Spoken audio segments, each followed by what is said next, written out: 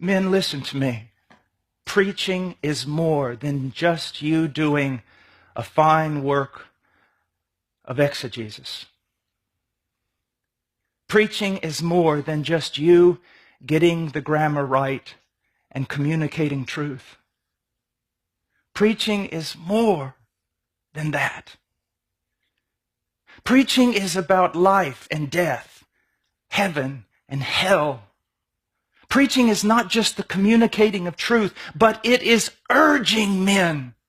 It is begging men. It is pleading with men to take the truth they have been given and to live according to that. Preaching is an extremely dangerous thing for both the preacher and the hearer. It is dangerous for the preacher because if he preaches another gospel, he stands condemned. If he commits a lesser crime and misinterprets the scripture, whatever he builds upon that bad interpretation will be burned on the day of judgment as wood, hay, and stubble. So preaching is a dangerous thing for the preacher, but it's also a dangerous thing for the hearer. Every bit of truth that we are given, for that truth we are responsible.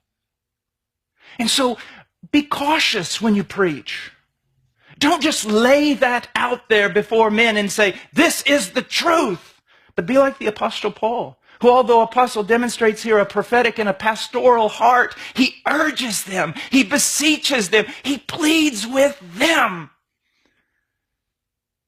Schaeffer's question, how then shall we live, should be the question that you ask your people.